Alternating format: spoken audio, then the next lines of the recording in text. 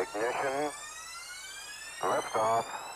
Hey folks, and welcome into earlhallstudio.com as well as stepstovoiceoversuccess.com, where we show the new and up-and-coming voiceover artist how to start, build, and grow a successful voiceover business. Today, we're going to be talking about EQ, equalization, in particularly a plugin for waves that you can use on Adobe Audition like I use, or you can use on any DAW that's out there, including Audacity.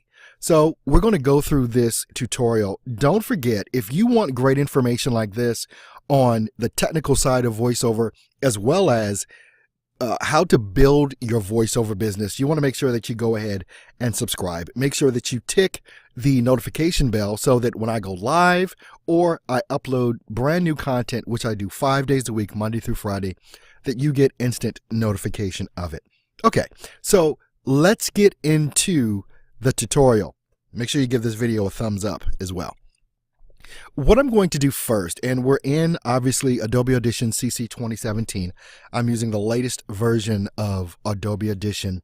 And what I'm going to do is go ahead and lay down my voice, and we're going to go through a couple of steps to get us to equalization, which is only a couple of things.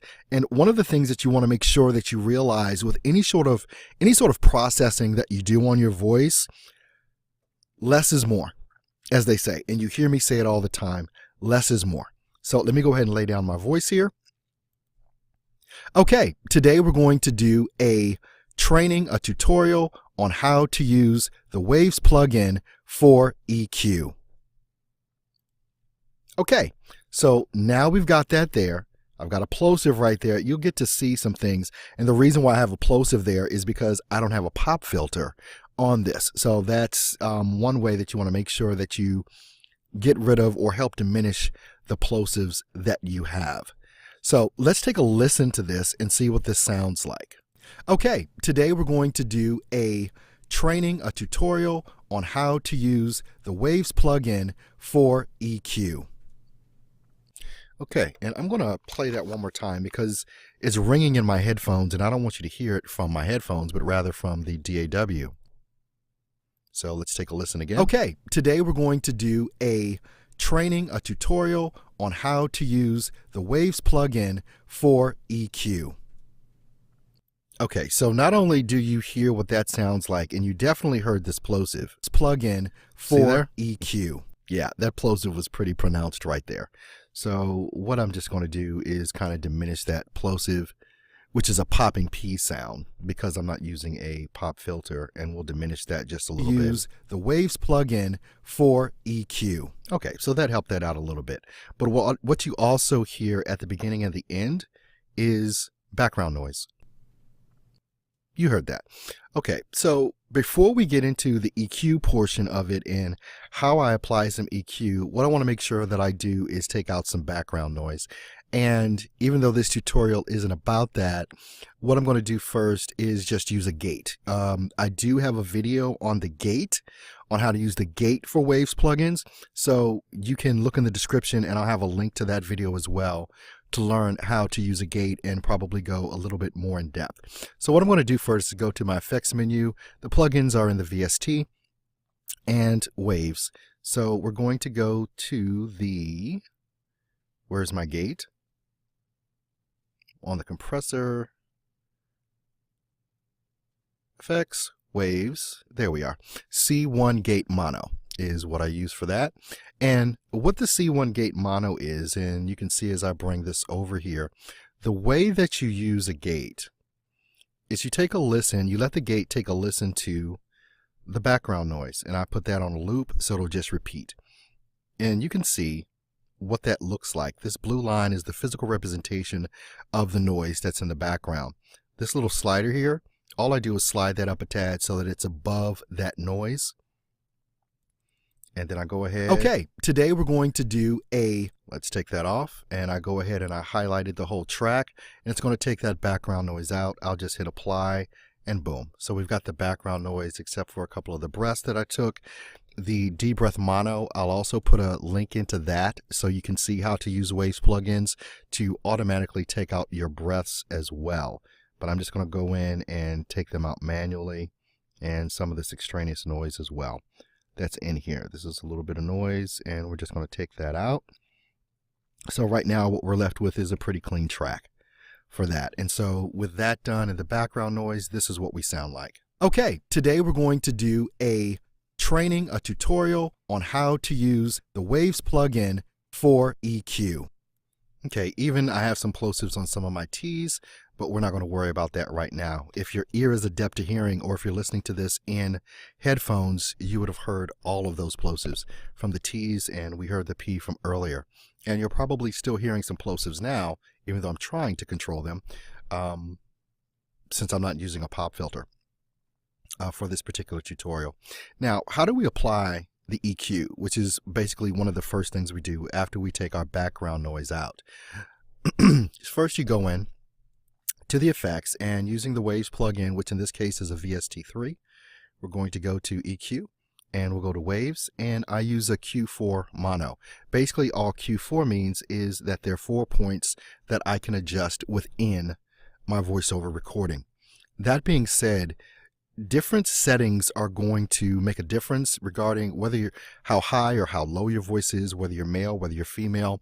All of this is going to come into play when using EQ, in particular for processing your voice. And so if we take a listen to what it sounds like without the EQ on, I'll just highlight this little portion here. Okay, today we're going to do okay, now what I'm going to do is I'm going to turn the processing on for my EQ settings and take a listen again. Training a tutorial. Let's go back to where I actually had so you can hear it. Okay, today we're going to do turn the plugin off. Okay, today we're going to do a tutorial. Turn the plugin back on. Okay, today we're going to do what's the thing that you notice? The thing that you notice is there's not really a distinguishable difference in the sound. It's minor adjustments. All I did on the EQ, as you can see, is roll off the low end, which most males do. You roll off the low end because you don't need it. Excuse me. And what you concentrate on more is the high ends and the mid range. You just a slight adjustment. What I'm going to do is let you hear this track, and I'll do some adjustments as the audio is playing so you can kind of hear what this will do. Note again, on this side is the low end, this side is the high end. Most guys, you're going to want to adjust a little bit on the mid and a little bit on the highs. The high end is because you want to add some crispness. Yeah, I want Christmas. You want to add crispness to your voice. So let's go ahead and take a listen, and I'll adjust the high end a little bit so you can hear the difference. Okay, today we're going to do a tutorial on how to use the Waves plugin for EQ. Okay, so I'm sure you were able to hear the difference as I made it really high and really low. So what we're going to do here, I'm going to see about adjusting everything back to the default settings, which is everything straight across the board. And so I'll move some of this stuff over to some different frequencies so we can get into the mid-range and some of the highs. If we listen to, well, you've already heard what it sounds like with absolutely no EQ on it. But what I want to do is I'll have you listen to this section. Okay, today we're going to do all right. So now what I'm going to do is I'm going to roll off the low end. Let's pick that there. And let's move that over a tad. Okay, now what we've done is rolled off the low end. Let's take a listen. Okay, today we're going to do now what we're going to do is we're going to add a little bit into the mid-range. See what that sounds like for you. Okay, today we're going to do now to give it some pop and some crispness, we're going to add some high end to it. Okay, today we're going to do a tutorial on, okay, let me add a little bit more crispness, I keep saying that, crispness to it so you can kind of hear it a little better. Okay, today we're going to do okay, so you hear that a little bit more. If we add a little bit more mid-range, you'll probably hear a little bit more difference. Okay, today we're going to do now if we turn that completely off, what it sounds like is this. Okay, today we're going to do you see, it's not as crisp. If I turn that back on. Okay, today we're going to do it's a lot brighter. Basically, the sound is a lot brighter with what's going on with the EQ. These settings, you want to adjust to fit your needs. What sounds good? Listen to someone that you think has a good demo or something like that, and start playing around with these settings and listen to how your voice sounds. You don't want any distortion. You don't want any of that type of thing. So what I'm going to do is I'm just going to apply this to the whole track, and you see the changes that happened within that track as I did the adjustment. The other thing that I want to do, actually, you know what? I'm going to go back. I'm going to undo this. And what I'm going to do is I'm going to highlight this track, and I'm going to copy it, and I'm going to paste it to the end of this track so we can see a difference. Okay, so now on this track, what I'm going to do is do the processing for the EQ.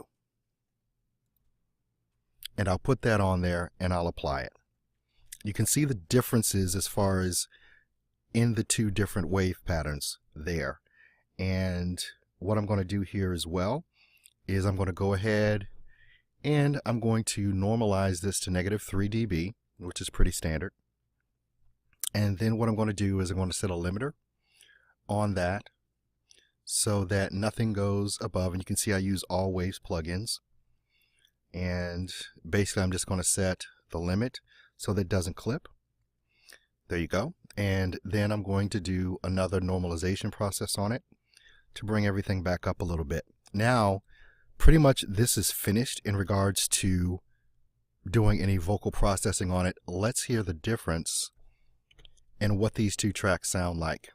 Processed, excuse me, first unprocessed, then processed. Okay, today we're going to do a tutorial on how to use the Waves plugin for EQ. Okay, today we're going to do a tutorial on how to use the Waves plugin for EQ. Okay, what I have to do here, because this is clipping still, you notice that it's clipping, and I'll show you, because when the audio goes into the red down here at the bottom, you want it to stay green. On how to use the Waves plugin for EQ.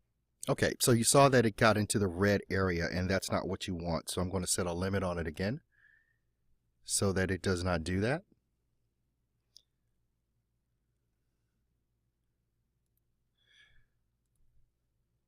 Boom. Now it will not clip at all. So let's take a listen to the difference in the raw audio compared to the processed audio. Okay, today we're going to do a tutorial on how to use the Waves plugin for EQ. Okay, today we're going to do a tutorial on how to use the Waves plugin for EQ. Okay, as you can see with all of this through the tutorial that I've just done, the processed with EQ and everything is a lot more bright. It's not as dull. It has some oomph to it, a little bit more presence to it, and it's going to help cut through any, like if you have to add background music or things of that nature, it'll help cut through that. Using these plugins from Waves, by the way, if you want to get a discount on any of your Waves plugins, just look in the description and I've got a link and you'll get 10% off any Waves plugin that you want to buy. If you just need the EQ, I use the whole suite for Waves. I love Waves and I love their plugins. They're not a sponsor, just letting you know. I just love the product. So I hope this tutorial has been helpful. Please give it a thumbs up and make sure you subscribe to the channel. I'm going to be coming back with more tutorials. If you need anything, send me an email, earlhallvo@gmail.com. In the subject line, put VO question, and I'll take your question and I'll maybe respond back. Well, I'll either, one of two things, I'll respond back and or create a video around your question. Thanks a lot for watching. Be sure to subscribe, give the video a thumbs up, and I'll see you next time.